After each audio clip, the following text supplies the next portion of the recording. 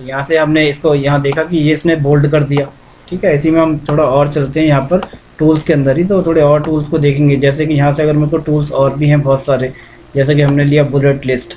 ठीक है, bulleted list. तो बुलेटेड लिस्ट क्या करता है, तो ये जैसे एमएस वर्ड में होता है कि जो एक लिस्ट जनरेट कर देगा, जैसे यूएल होता है उसके अंदर एल आई होता है एचटीएमएल के अंदर, कि एक बुलेटेड लिस्ट बना देता है वो अनऑर्डर्ड टाइप की। तो वैसे ही मुझे अगर इसको कुछ करना है तो मैं इस बुलेटेड लिस्ट वाले कंट्रोल को यहाँ पर ऐड कर सकता हूँ।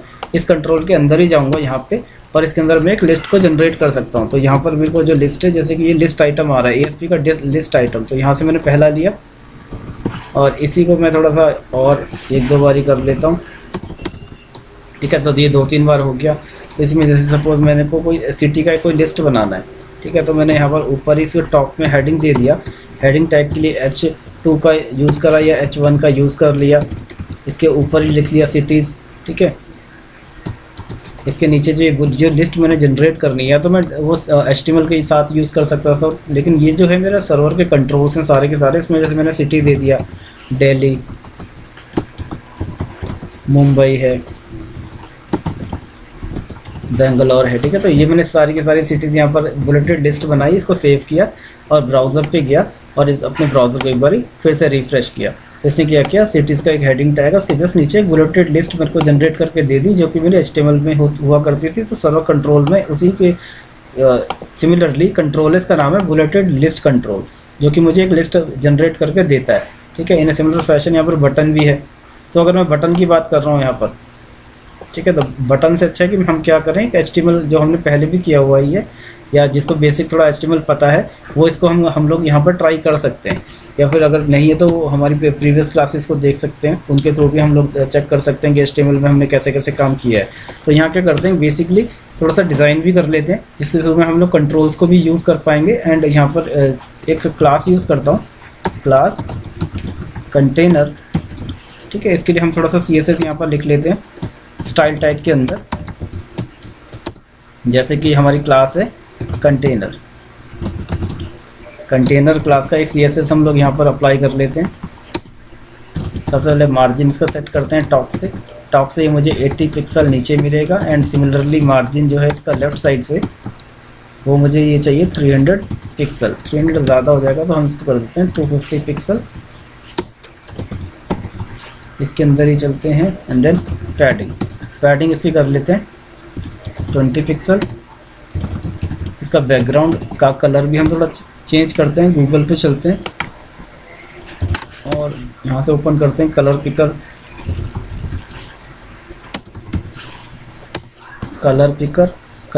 से हम लोग थोड़े कलर यहाँ से ले लेते हैं। W3 स्कूल वाली साइट पे चलते हैं, यहाँ से बहुत सारे कलर के कॉम्बिनेशन हमें मिल जाएंगे, उन कॉम्बिनेशंस को यहाँ से ले लेते हैं। ठीक है, तो यहाँ से कुछ कॉम्बिनेशन उठा लेते हैं। यहाँ से हमने एक कॉम्बिनेशन उठाया, इसको कॉपी करते हैं एंड चलते हैं यहाँ पर, इसका बैकग्राउंड सेट कर देते हैं ये वाला। ठीक है, सिमिलरली इसकी हाइट पे चलते हैं, हाइट इसकी कर देते हैं 500 पिक्सल।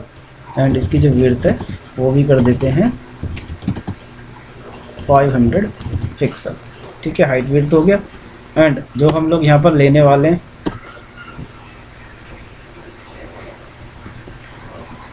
यहाँ पर एक इनपुट के लिए मैं एक क्लास बना देता हूँ, जो भी हम इनपुट वाला एक लेंगे टैग, तो उसके थ्रू में जैसे यूज़र से इनपुट लेना है मुझे, तो यहाँ पर ASP.NET में मुझे टेक्स्ट बॉक्स मिलता है, तो उसकी थोड़ी सी डिज़ाइनिंग करनी है मुझे। तो उसको डिज़ाइन करने के लिए उसकी थोड़ी सी हाइट सेट कर लेते हैं कि वो 40 पिक्सल होना चाहिए। उसकी जो विड्थ है वो हमने कर दी 470 पिक्सल और 450 पिक्सल, और इवन ज़्यादा हो गई तो 400 पिक्सल तक हम इसको कर लेते हैं। एंड उसका जो बॉर्डर है वो नन कर लेते हैं। ठीक है, बॉर्डर उसका नन कर देते हैं। एंड चलते हैं अब दोबारा यहाँ पर, तो कंटेनर हमारा सेट हो गया, इसको सेव कर देते हैं। एंड यहाँ पर चलते हैं और एक बार अपने इस पेज को रिफ़्रेश कर लेते हैं। ठीक है, तो ये हमें एक डिव मिल गया जिसका बैकग्राउंड कलर ब्लू है।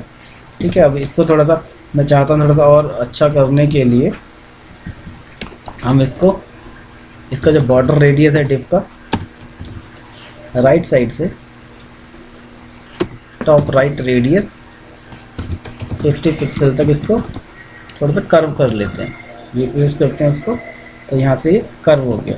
और इवन राइट की बजाय मैं चाहता हूँ इसको थोड़ा सा लेफ़्ट से करूँ। ठीक है, और इसको हमने मूव कर दिया 100 पिक्सल तक घुमा दिया। अब बात करते हैं इसी में, इसका जो टेक्स्ट अलाइन है वो सेंटर कर देते हैं। ठीक है, अब यहाँ पर चलते हैं। अब यहाँ पर H2 हेडिंग के अंदर में एक फॉर्म जनरेट करते हैं, साइन अप फॉर्म। सेव करते हैं, यहाँ चलते हैं एंड एक बार इसको रिफ्रेश कर लेते हैं। ठीक है, साइन अप फॉर्म। इस साइन अप फॉर्म में जो H2 है हेडिंग टैग, तो H2 टैग को भी टारगेट कर लेते हैं, H टैग को, H2 टैग को। इसमें इसका जो बैकग्राउंड है वो हम यूज़ नहीं करते, हम सीधा कलर इसका करते हैं। कलर जो है वो मुझे चाहिए वाइट, प्लस इसका जो फॉन्ट है, फॉन्ट फैमिली वो है कॉमिक सेंस,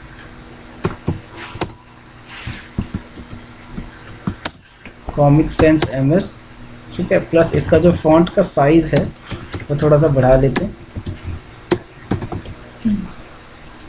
2em। सेव करते हैं, यहाँ जाके एक बार इसको रिफ्रेश करते हैं। तो 2m काफ़ी बड़ा हो तो नहीं लग रहा, ठीक है ये। ठीक है, तो 2m करते हैं। इसके जस्ट नीचे एक लाइन भी मुझे चाहिए,